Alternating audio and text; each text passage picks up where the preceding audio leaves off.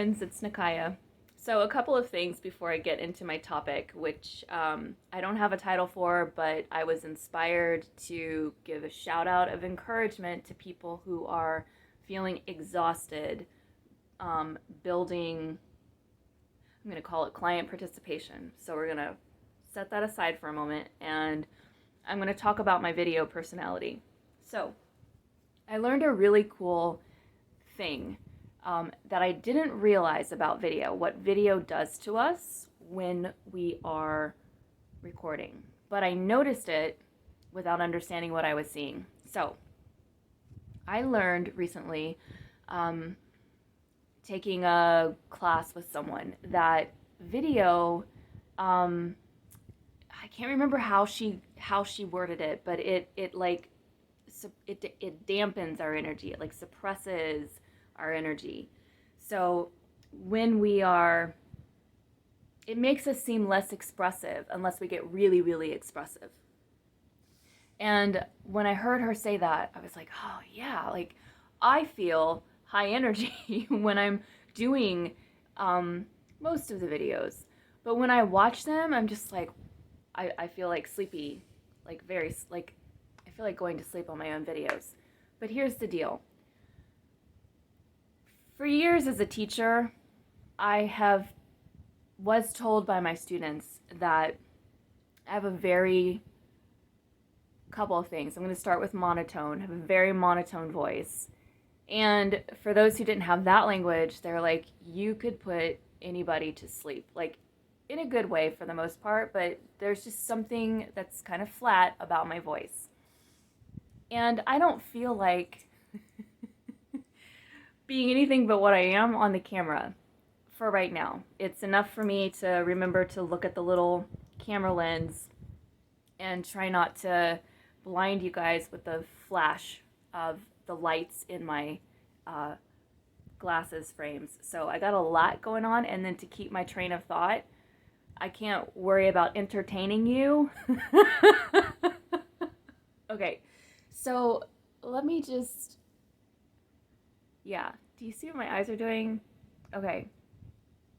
So anyway, for those of you out there who do like to play with the camera, and if you haven't heard that before, that the camera just kind of compresses maybe the sense of like vibrancy that a viewer might be experiencing on the other end, you might just have some fun with that.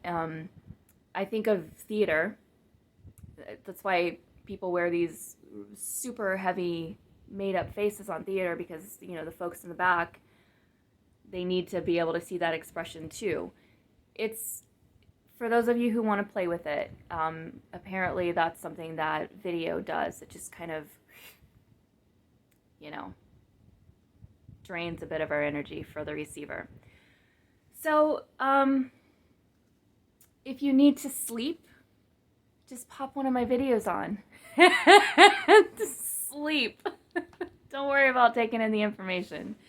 I was talking with some business owners recently, small business owners, specifically a business that is very focused on community, like providing a space for community to go for healing. And over the years, I have worked with so many people who have a service or a skill or a gift to offer that is being offered in the spirit of bringing community together in some kind of way, whether it was a brick and mortar or an online business. I have worked with people in the healing arts community. I've worked with writers and attorneys and chiropractors and physicians and belly dancers and visual artists. So, these kind of folks who have, like, they are their business. And building a business and serving a clientele is a tremendous amount of work. It is stressful when we don't have money coming in. And that stress, it gets in the way of the creative process. And the creative process is a large part of what helps us bring people in. So there's this thing that starts happening for people. You know, people are passionate about what, like, the vision that we have in our head, um, working in some kind of way to get the word out, feeling discouraged because there isn't as much feedback returning to us as we feel we should be receiving because we've got this amazing idea. And then exhaustion, frustration, anxiety, fear, doubt, because we can't pay our bills, can't pay the rent on the space without a tremendous amount of struggle. Like, the finances are not looking the way we need them to look to function in the real world. I have witnessed this over and over again in other people's businesses. I have experienced it in my own business over the years. This is something that happens. And what I've seen happen as a result of that, as a result of not being able to figure out how to get people to buy into the idea that we have, that we're trying to sell, or the product or the service or whatever, people quit. Because, you know, the realities of life are we have to pay our rent, our office space rent, our home rent, our mortgage, the car payment, the kids, whatever. When we're in the online world, we have the online office to support, and whatever the email systems are and the marketing systems are, and, you know, whatever those systems are, we have to pay for everything in order to make anything work, for the most part. I know free things and all that, but we're not talking about that right now. So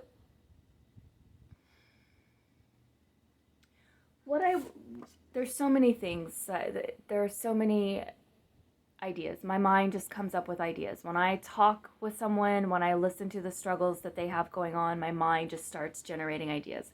Some of the ideas are incredibly useful. Some of the ideas can be shelved. Some of the ideas are for somebody else. So I'm just going to talk about some of the things that came to mind in this conversation. So this individual is in that place of, I really want this to work. I'm not getting the traffic that I want and need, and I'm worn out. I'm exhausted. Not ready to give up, but I'm feeling overwhelmed. Super, super common. So, first of all, I come from a holistic health background.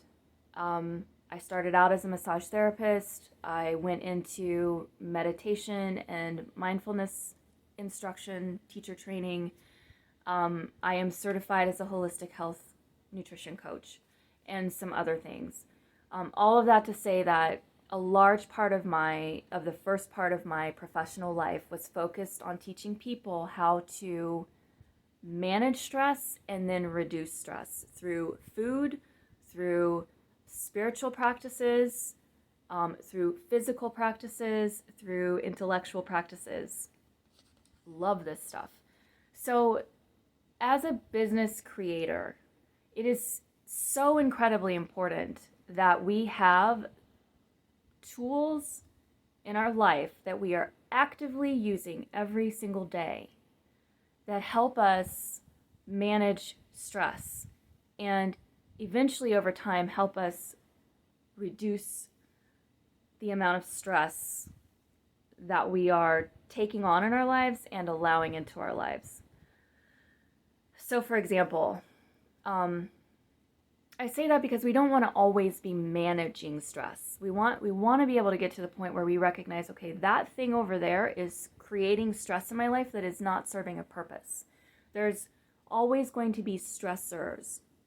Our nervous system is not designed to live under constant stress. It's designed to deal with the stress and move out of it. The way that we're set up with these devices that are always going off, the whole social media system and its likes and, data diagnostics. We're set up, everything is set up to keep us on edge, to keep us looking for the next thing. But that's not the nervous system, which is a beautiful system. This body that we have is incredibly intelligent. It is,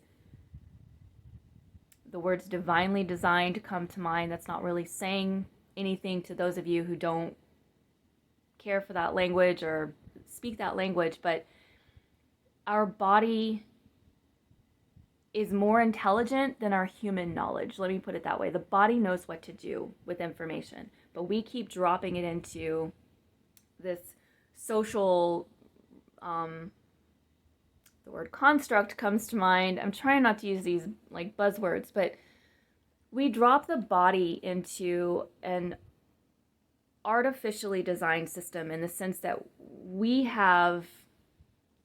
gone to this 24/7 work day. We're going to cram 24 hours in 7 days in one day.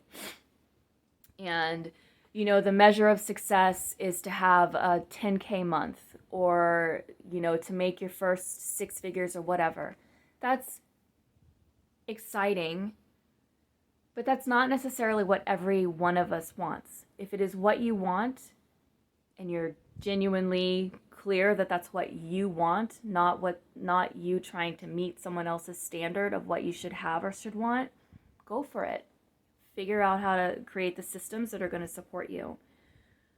For a lot of us, our definitions of success and what we're going for are going to be different than what the feed is feeding us right now. So we need to learn how to recognize what is meaningfully stressful, what is unavoidably stressful, and what is a stressor that we're signing up for or co-signing onto that really has nothing to do with the life we are genuinely wanting to create for ourselves. So that's the first thing. So I'll just call it managing stress for now. And then you get to decide what activities help your mind, your body, and your spirit feel resourced consistently. So that is going to be the way that we eat, the way that we sleep, the things that we're drinking. That's the physical component.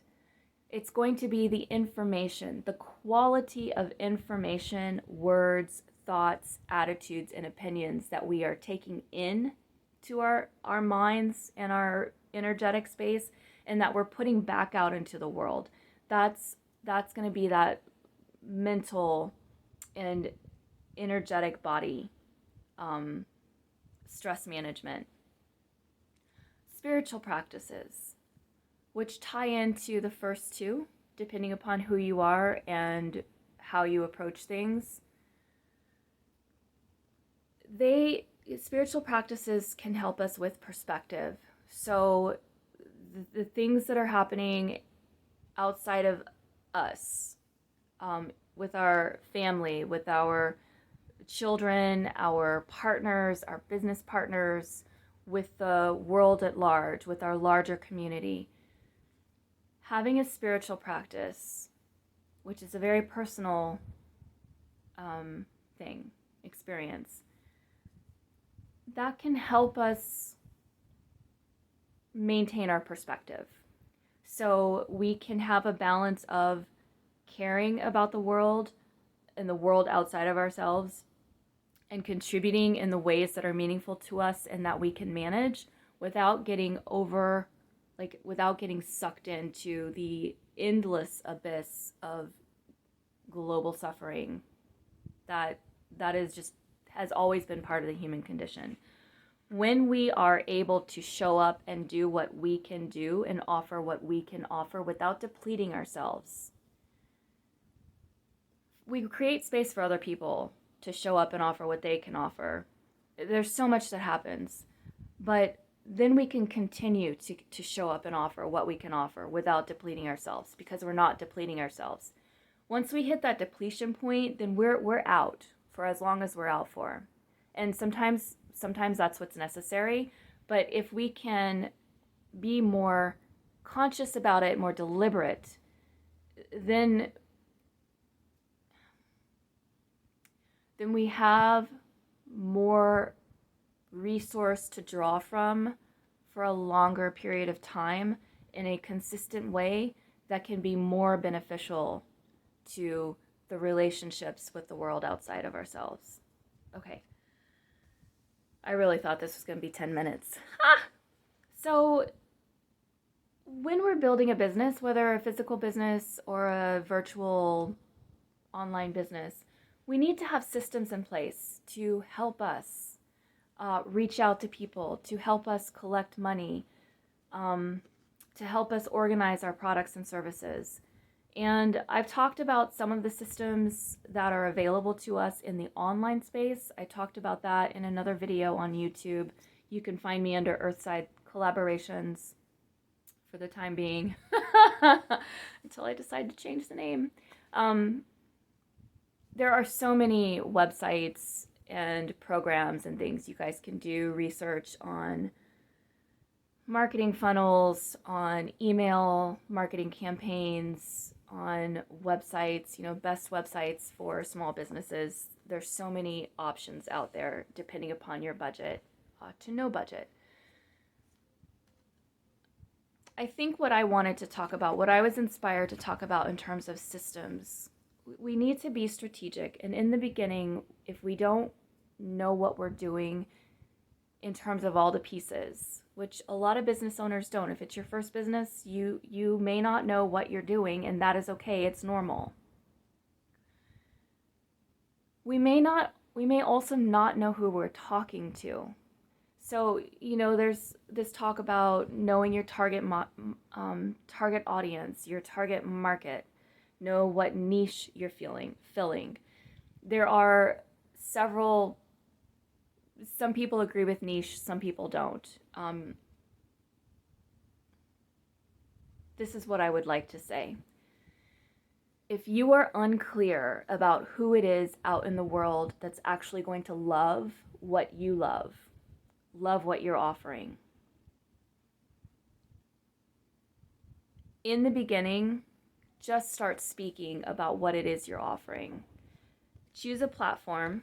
So this is what I'd like to say, going back to managing stress.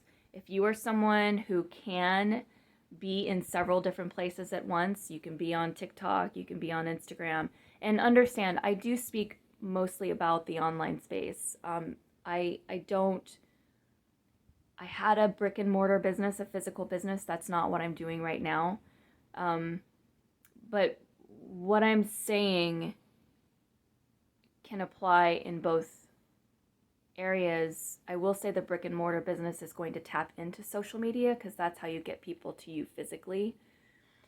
In the online space, though, focusing on that, if you are someone who can be in multiple places at once, then you'll probably have fun playing on all the spaces: YouTube, Instagram, LinkedIn, and whatever else is available out there. If you get overwhelmed or if you feel resistant to being on social media at all, start with one. Choose one of the platforms that you as a visitor enjoy navigating, because you're going to be working with that platform. You want something you like being on yourself. And then from there, talk to people. If you don't know who your community is, if you don't know who's out there watching your content, and people are watching your content, they're not necessarily articulating it, but people are watching. So talk to them. Why do you sell the particular candle line that you sell? Why? Because right now you don't know who you're talking to. And maybe you don't know what your message is. Like, maybe you have an idea that the message is, I'm a community organizer, or I have a community event space. But if you don't know who your target audience is, if your vision isn't clear, like super solid clear, and people are they're responding to you, which is like one of the ways that we know we have a clear message, because people are coming back and they're like, oh, this is amazing, or this is terrible. If we're trying to figure out who we are in this space and what we're offering, start talking with people about what it is you're offering. If you're offering a class, if you are the business and the teacher and the marketer, you're all the things, you can talk about that with people. Today I'm learning how to market. You can be direct. You can take people on the journey that you are on from start to finish. And these can be small posts. Like it's a challenge and a goal and a dream of mine to be able to say what I want to say in like 5 minutes or less. I'm working on it. I've not mastered that yet. So whoever's out there watching right now, you get to watch me in this messy process of trying to pull these ideas and thoughts down around helping a small business owner get their message out into the world so that the world can start responding back and saying, hey, I heard when you said that, I want to know more information, or I thought that was an absolutely ridiculous thing, and let people self-select on out of your universe. Or taking that feedback back, I didn't understand a word you said, could you be more concise? That could be a useful bit of feedback that you can work on in the next post or the next advertising campaign. So something that I wanted to say specific to people who have guest speakers on your platform, in your brick and mortar, people who are not necessarily bringing in money, events that aren't necessarily bringing in money, but they're things that you enjoy doing, things that feel like service to your community, et cetera, et cetera. Like it's like a heartfelt, I want to share this with the community. It's not going to bring me much money back or any money back. You can talk with your community about that. That is a piece of content. And I'm sure people are tired of hearing piece of content, but that is what it is. It's a creative opportunity to communicate to the people you are wanting to reach, even if you don't know who they are, that this is what my space does. This is what my event space does. This is what my podcast platform supports.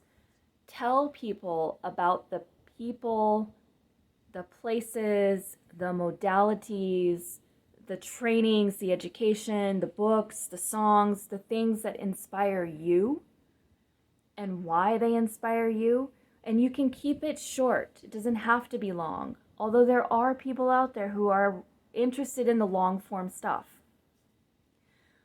What I'm wanting people to understand is when we are in these spaces, whether they're physical spaces or virtual spaces, we are in conversation with the world.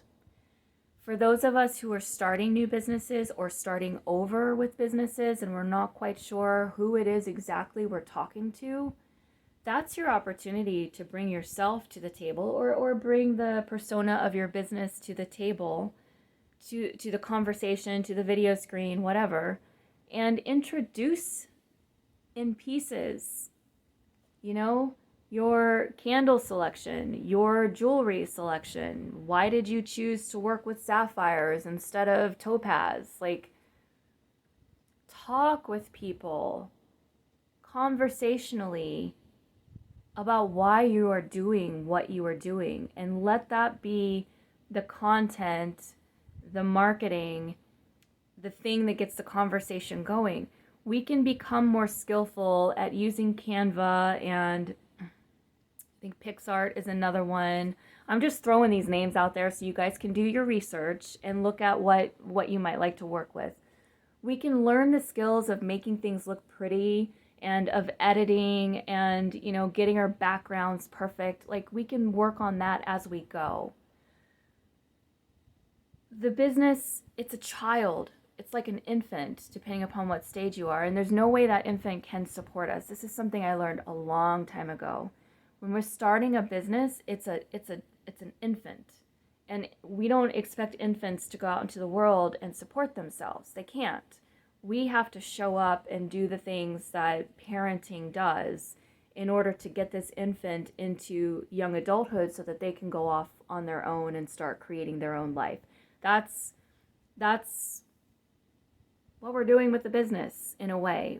And I say it in that way, First of all, because somebody taught me that a long time ago, years ago, and it really helped me understand that I cannot expect my brand new baby business to fully support me or even partially support me in the first however long of its life. For some people can get a business off the ground in a couple of months and have an income rolling in, and especially in this digital age, that is happening for people. And there are teachers out there who will show you how to do that if you're willing to do the kinds of, like, the work that is required to do that. For other people, it's going to be a longer, slower process, and that's okay.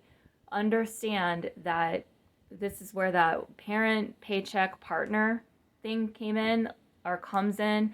I don't know if people are still using that language, but back in my early coaching days, like, a lot of people would say, you're starting a new business, you need a parent, a paycheck, or a partner. You need somebody, some source of income. So, for a lot of us, we're out there working another job in order to support the business, and that is what helps the nervous system be able to keep showing up for our business. When we know that our money is taken care of, then we have the creative resources. We might have to set our lives up. We might not be watching Netflix or YouTube, on autoplay. We on off work hours. But when we have the support, the material support that we need from some other source, we then have the energy to put something into our business consistently each week. Okay.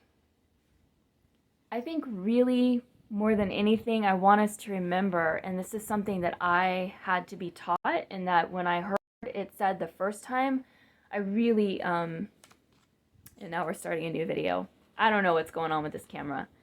It really made a huge difference to me in terms of how I approach it. It became less about figuring out the marketing and all of this, and more about just speaking and putting the message out there, and then letting the feedback come in to direct me on what I'm saying versus what I'm not saying. If I said something and it triggered a response in someone else that's taking me away from what I feel my mission and vision is, then I can spend some time looking at that. Am I actually here to provide something else, or is that distracting me from what I am here to provide in terms of service and support to other people? Okay, I feel like I rambled a bit on this, but it's also good to get things out. Another thing about social media and video creation, for those of us who are doing this online, and I will say, even when I had my hands-on business, I loved creating menus. That was one of my favorite things, pulling together a menu of services and then seeing what worked, seeing what I felt like doing. I came up with some services. It was like, no way, I'm not going to do that again. That's too much. And then there were other things that I just absolutely adored. So we can play with what we're offering and how we are offering it, depending upon the flexibility of the product or service we are working with. So let yourself play. And one of the ways we let ourselves play is that we do not walk into our business expecting our business to support us in the first year even, which can be really frustrating to those of us who are like, oh, I do not like, having a schedule that's built on somebody else's idea of like hours that I should be working a job. But when we can bring a sense of lightheartedness and play into more of our business creation, that really does help the whole entire process. Okay, I'm going to sign off. Thanks so much for listening, and I will see you again sometime soon.